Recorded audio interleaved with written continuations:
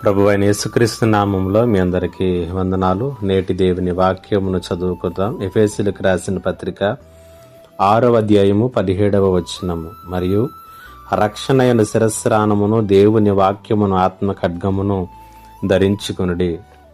యుద్ధమునకు వెళ్ళేటటువంటి సైనికునికి తన దగ్గర ఆయుధములు ఉంటే సరిపోదు, వాటిని ఉపయోగించడం కూడా రావాలి.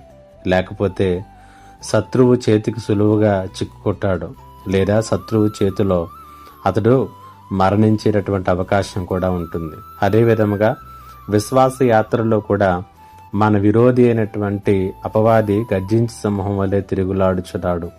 శోధించటానికి, పాపములో పడగొట్టడానికి, విశ్వాసములో జారిపోయినట్లుగా చేయటానికి ఎన్నో రకాలైనటువంటి అగ్ని బాణములను మన మీద ప్రయోగిస్తూ ఉంటాడు.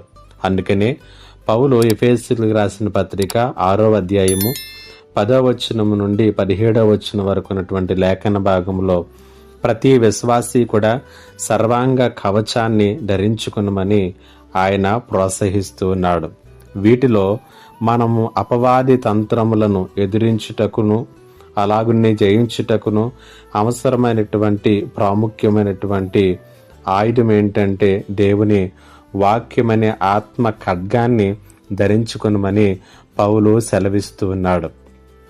ఈ విధంగా మనం సాతాను యొక్క చేతుల్లో చిక్కుకొనకుండా ఉండాలంటే వాక్యమైనటువంటి ఆత్మ ఖడ్గాన్ని వాడుకొనమని పౌలు చెబుతున్నాడు. అంటే దాని అర్థం ఏంటి?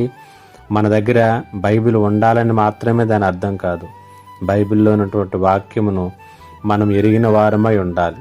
దానిని ఎలా ఉపయోగించాలో గ్రహింపు కలిగినటువంటి వారమై కూడా ఉండాలి అని అర్థం. కాబట్టి ప్రియ విశ్వాసి, పరిశుద్ధ గ్రంథము నీ దగ్గర ఉంటే సాతానుడు భయపడడు. అందులో ఉన్నటువంటి వాక్యాన్ని నీవు ఎరిగి ఉంటే, దానిని ఉపయోగించడం నీకు తెలిసి ఉంటే అప్పుడు సాతానుడు భయపడతాడు. కాబట్టి నీ దగ్గర బైబిల్ ఉండాలి, దానిలో ఉన్నటువంటి ఆయన జీవం కలిగినటువంటి మాటలు నీ హృదయంలో ఉండాలి.